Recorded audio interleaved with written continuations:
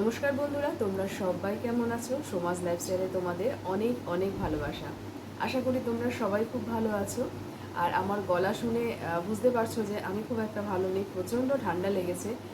আর ঠান্ডা লাগাটাও কোনো অস্বাভাবিক নয়, এতটা গরম পড়েছে, এই ঘাম বসে বসেই ঠান্ডাটা লাগছে। আর এখন তো যেহেতু নিম্নচাপ চলছে, নিম্নচাপের জেরে বৃষ্টি হচ্ছে ঠিকই, কিন্তু গরম কিন্তু যাচ্ছে না। জানলা দরজা বন্ধ থাকছে, ঘামের মতন হচ্ছে, বাইরে বৃষ্টির মতন হচ্ছে, আবার যেইকে সেই গরমটা লাগছে। এটা নর্মাল, এটা প্রকৃতির নিয়ম, এটা হয়েই থাকে। এবার সবার শরীর তো সমান নয়, কারো শরীর পারমিট করে তো কারো শরীর পারমিট করে না। আমার একটুতেই ঠান্ডা লেগে যায়, যেহেতু টনসিলের প্রবলেমটা আছে। তাও তো এখন অনেক ভালো, দেখো তোমরা যখন একদম ছোট ছিলাম, তখন ক্লাস 2-এ পড়ি, মা সবে গানের স্কুলে ভর্তি করিয়েছে। জানি না গলার আওয়াজ আমার তোমরা শুনতে পাচ্ছ কি না।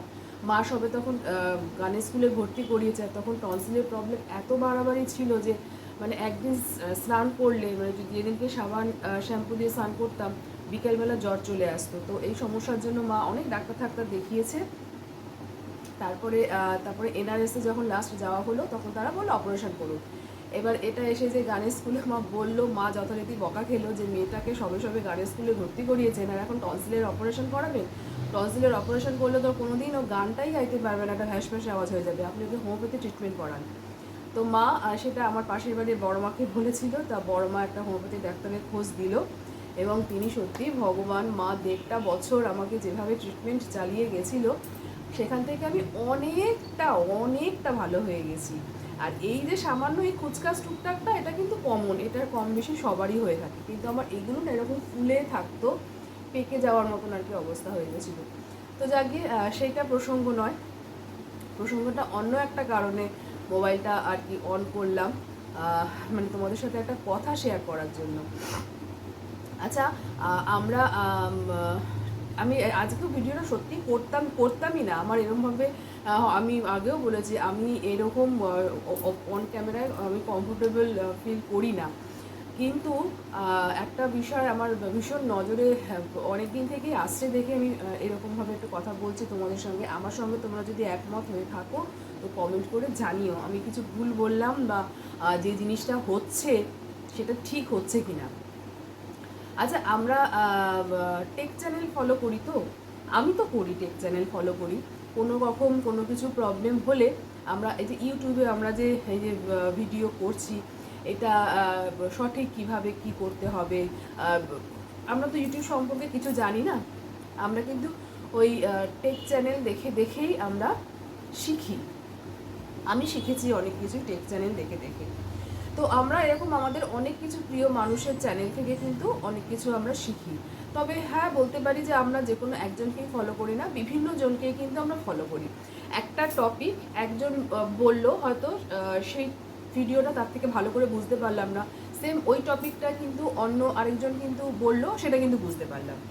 তো এইভাবে কিন্তু আমরা বিভিন্ন জনকেই কিন্তু ফলো করি, বিভিন্ন টেক রিলেটেড ভিডিও আমরা ফলো করি। তো আমরা টেক চ্যানেল ফলো করি কেন?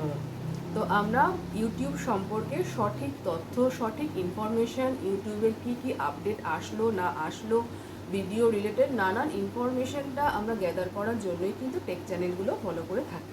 এটা আমি ঠিক বললাম কি ভুল বললাম বলো।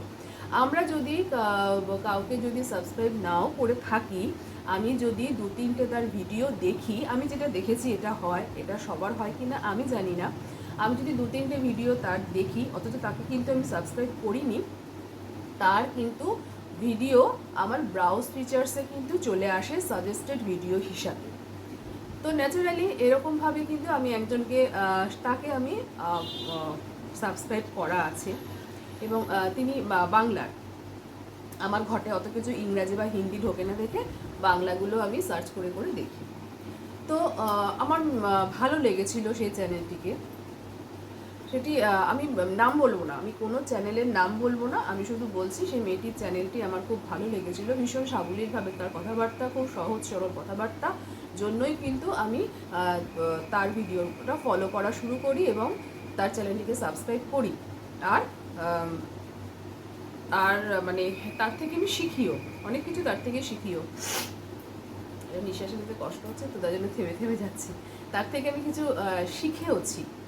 ইদানিং আর কি দেখছি যে হঠাৎ করে একটা চোখে আসলো, তার একটা কমিউনিটি পোস্ট আমি প্রথমে দেখলাম, সেখানে মানে সে একটা লম্বা চড়া অনেক কিছু লিখেছে, কাউকে একজন মিন করে লিখেছে।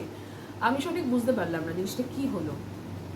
যাদেরকে মিন করে লিখেছে তাদেরও চ্যানেল আছে, টেক চ্যানেল তাদেরও, তারা আবার হাজব্যান্ড ওয়াইফ, হাজব্যান্ডের একটা টেক চ্যানেল, ওয়াইফের একটা টেক চ্যানেল।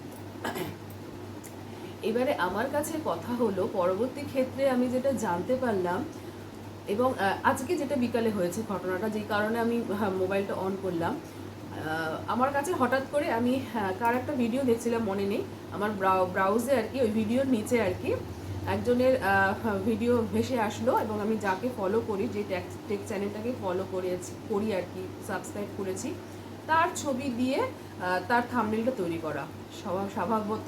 স্বভাবতই আমার মনে একটা কিউরিওসিটি জাগলো যে দেখি তো কী হলো ব্যাপারটা। আর বেশ কতদিন ধরে তাদের নামে ভীষণভাবে ভিডিও হচ্ছে, এবং কী সম্পর্কে ভিডিও হচ্ছে সেটাও বলছি। এবং শুনে আমি না একদম হয়ে গেলাম।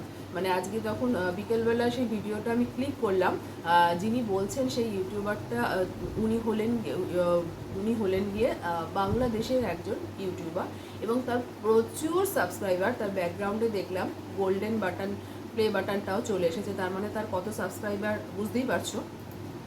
বাংলাদেশের তিনি, এবং তিনি যেভাবে বললেন কথাগুলো এদেরকে মিন করে, প্রথমত আমার খারাপ লেগেছে। প্রথমত যদি বাংলাদেশের, তিনি সঠিক কথাই বলেছেন, আমি বলছি না তার কথা কোনো ভুল আছে, তিনি সঠিক কথাই বলেছেন, এটা একদমই বাজে একটা জিনিস হচ্ছে ইউটিউবে। কিন্তু আসলে আমার খারাপটা লেগেছে কি, মানে উনি বাংলাদেশের হয়ে, আমি যেহেতু ইন্ডিয়ান আমার তো খারাপ লাগবেই। তিনি প্রথমত ইন্ডিয়া, মানে আমি মানে এটা আমার শুনতে খুব খারাপ লাগছিল, আমার দেশের মানুষদের নিয়ে তিনি বললেন কথাগুলো। আর দ্বিতীয়ত তিনি বললেন যে হিন্দি টেক চ্যানেলগুলোতে কিন্তু এরকম নোংরামি হয় না যেটা বাংলা টেক চ্যানেলে হচ্ছে। এটা সত্যিই খুব খারাপ লাগলো আমার, এবং ঘটনাটা কিন্তু একদমই সত্যি কথা, ঘটনাটি একদম সত্যি কথা। এইবারে আমি বলি যে ঘটনাটি কি। ঘটনাটি হলো, এই যে টেক চ্যানেলগুলো, এরা কিন্তু প্রথমে যে ভিডিওগুলো দিচ্ছিল, তারপর থেকে যে একটু একটু করে তাদের চ্যানেলগুলো গ্রো করতে শুরু করলো, তখন কিন্তু তারা এবারে তাদের ভিডিওতে এবার বলে দিচ্ছে, যদি আপনারা চান যে আমার সঙ্গে যোগাযোগ করতে, হোয়াটসঅ্যাপ নাম্বার দিয়ে দিচ্ছে, এবং আপনারা হোয়াটসঅ্যাপে যোগাযোগ করবেন, ফোন করবেন না, হোয়াটসঅ্যাপেই মেসেজ লিখবেন, অপেক্ষা করবেন, রিপ্লাই এটা অপেক্ষা করবেন। আর তার বিনিময়ে কিন্তু তারা পারিশ্রমিক নিচ্ছে, সেটা তারা ওপেনই বলছে, পারিশ্রমিক তো আমি অবশ্যই নেব। তার কারণ আমি তার এলভিতেও দেখেছি, সে কিন্তু এটা ওপেনই বলে যে আমার সামনে যদি তোমরা সরাসরি কথা বলতে চাও, আমি পারিশ্রমিক, তো দেখো আমি একটা কাজ করব, পারিশ্রমিক নেব না। এটা তো হলো পারিশ্রমিক নিচ্ছে, কত করে কি নিচ্ছে সেটা আমি সঠিক জানি না। আর দ্বিতীয়ত, ধরো আমি যদি যাই তার কাছে, সে কিন্তু আমাকে নিয়ে, ওই প্রবলেমটাকে নিয়ে আমাকে নিয়ে একটা কন্টেন্টও তৈরি করছে। এটা কিন্তু মোটামুটি একটা ট্রেন্ডে চলে গেছে, যে কটা টেক চ্যানেলের ছবি দিয়ে আজকের এই বাংলাদেশি ইউটিউবার দাদা যিনি করলেন, প্রত্যেকেই কিন্তু এরকম কন্টেন্ট একটা ক্রিয়েট করছে।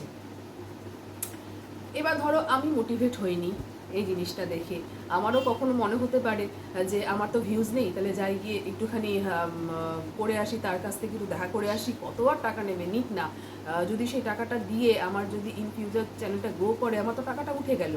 এরভাবে হয়তো আমি গেলাম, আরেকজন গেল, একজন, দুজন, তিনজন, চারজন গেল, তারাও সেই মিনিমাম তাকে ফিসটা দিল, সেটা তো ইনকাম হলোই। প্লাস আমাকে বা তাকে নিয়ে, বা তৃতীয় ব্যক্তি বা চতুর্থ ব্যক্তি যাকে নিয়ে ভিডিওটা আর কি করছে, কন্টেন্ট ক্রিয়েট হয়ে যাচ্ছে, সেখান থেকেও কিন্তু একটা ভিউজ আসছে। সরি, একটা ফোন আসছিল, এসেছিল। তো আমার কাছে কথা হলো, আমরা যখন টেক চ্যানেলগুলোকে সার্চ করি, আমরা তো এই টেক রিলেটেড ভিডিও দেখার জন্য সার্চ করি, তা সেখানে তোমরা যদি এরকম ওপেনই জিনিসটা হচ্ছে, এটা কেন হচ্ছে? এবার আমি ধরো কোনো আরেকটা কথা, যেটা শুধু তো এখানে অবধি নয়, কয়েকদিন আমি এমনকি দেখলাম, মানে যাদেরকে নিয়ে কথাগুলো হচ্ছে তাদের চ্যানেলেও একটা কন্ট্রোভার্সি চলছে, একটা টেক চ্যানেলে চলছে কন্ট্রোভার্সি, যে ও আমাকে এরকম বলেছে, আমি ফেক, আমি ঠক, তুমি কেন এরকম করছো, যেরকম আমরা কন্ট্রোভার্সি চ্যানেলে করি। ইউটিউবে তো অনেক কিছু ক্যাটাগরি আছে, আমরা সবাই জানি। তো যাদের কন্ট্রোভার্সি করার কথা তারা করুক না তোমাদেরকে নিয়ে এই সমস্ত আলোচনা। তোমরা কেন করছো? তোমরা টেক জিনিসটাকে নিয়েই থাকো, অটোমেটিক্যালি দেখবে তোমাদেরকে সবাই অবশ্যই ভালোবাসে, অবশ্যই ভালোবাসে, অবশ্যই ভালো না বাসলে তো তোমাদের দেখো চ্যানেলটা কিন্তু একটু একটু করে গ্রো করেছে। তোমরা অনেকেই বলতে পারো যে দিদি তুমি যে এত বড় বড় কথা বলছো, তোমার তো 50-60টা ভিউজ, তুমি আবার এত কিসের কথা বলছো? দেখো 50-60টা ভিউজ আছে বলে যে আমার কোনো কথা বলার অধিকার নেই, আর আজকে সবার অনেক অনেক অনেক ভিউজ আছে বলে শুধুমাত্র তারাই কথা বলতে পারবে, তার কিন্তু কোনো মানে নেই। সোশ্যাল মিডিয়ায় সবাই সবার মতন কথা বলতে পারে, হ্যাঁ, কমিউনিটি গাইডলাইন্স ইউজ করে। আজকে যে বাংলাদেশি ইউটিউবার দাদাটা মানে একটা ওয়ার্ড এমন একটা কথা বললো না, আমার নিজেরই লজ্জা লাগলো কানে শুনতে।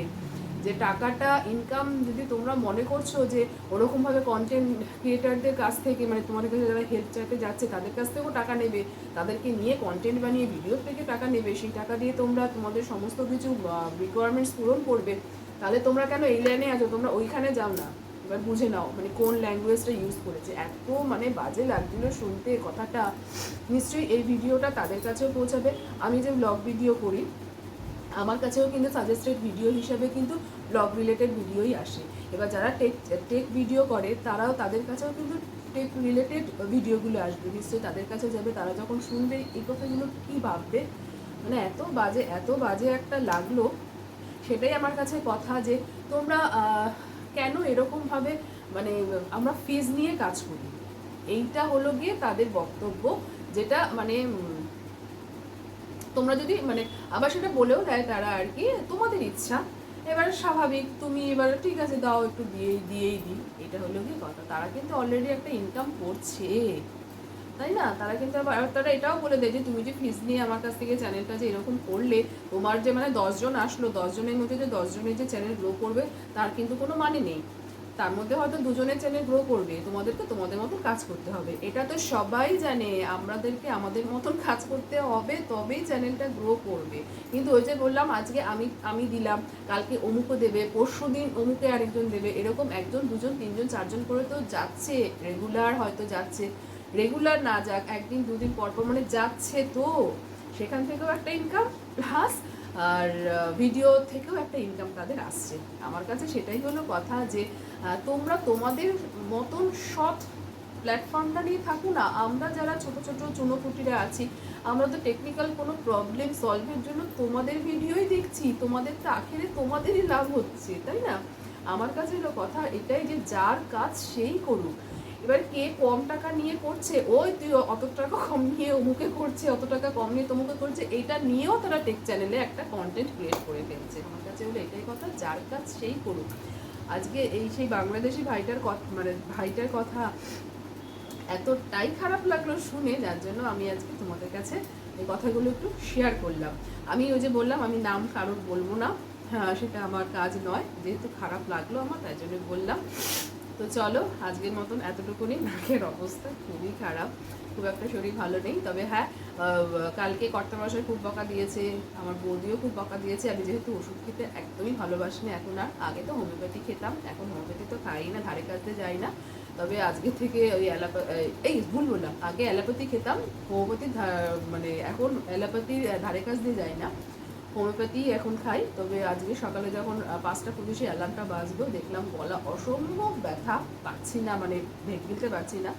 বাথরুমে গেলাম, চোখে মুখে জল ফল দিয়ে মুখটা কুচকুচি করে হোমিওপ্যাথি ওষুধ খেলাম, বেরোলো না। এটা কমন ওষুধ, আমি আশা করি ওষুধটার নাম বলে কারোর কোনো ক্ষতি হবে না, বা আমার চ্যানেলেও কোনো রকম কিছু ক্ষতি হবে না। বেলেডোনা খেলাম, তার পাওয়ারটা একটু বেশি যেহেতু, তাই সারাদিনে আজকে 3 বার এখনো পর্যন্ত খেয়েছি, রাত্রিবেলা শোয়ার সময় খাবো। অনেকটা গলা ব্যথা কম আছে, কাশিটা শুরু হয়েছে এবারে। তো চলো আজকের মতন এতটুকুনি। তোমরা এইটুকুনি শুধু বলবো, তোমরা কিন্তু কখনোই মোটিভেট হবে না যে অমুক জায়গায় বলছে যে যতই তোমার বাড়ির ধারে কাছে হোক, তারা কিন্তু এমনও অফার দেয় জানো তো। আমি অনলাইনেও কাজ করে থাকি, অনেকেই ভাবে যে আমি তো দূরে থাকি, অনলাইনে কাজ করে চলো অনলাইনেই আমি কাজগুলোকে সারি। তারা কিন্তু কাজ করে পেমেন্টটা নিচ্ছে, প্লাস সে কিন্তু সেই কন্টেন্ট নিয়ে ভিডিওটা করেও কিন্তু সেখান থেকে একটা তার ইনকাম ছোটোখাটো হলেও কিন্তু ইনকাম হচ্ছে।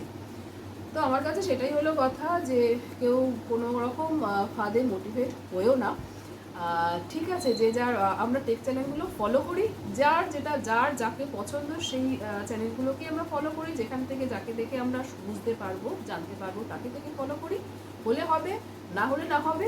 এইটাই যদি লেখা থাকে দাঁড়াবে, আমার যদি এখানে লেখা থাকে যে আমি দাঁড়াবো না, আমি হাজারো চেষ্টা করলেও দাঁড়াতে পারবো না। আমার যদি এখানে লেখা থাকে আমি দাঁড়াবো, ভাগ্য যদি আমার সাথে থাকে আমি দাঁড়াবো। তো এই হলো কথা। তো আমার কথা যদি কোথাও তোমাদের ভুল বা সঠিক লেগে থাকে তো ভালোবেসে একটা লাইক করে দিও, কমেন্ট করে জানিও আমি কি ভুল বললাম বা কি ঠিক বললাম।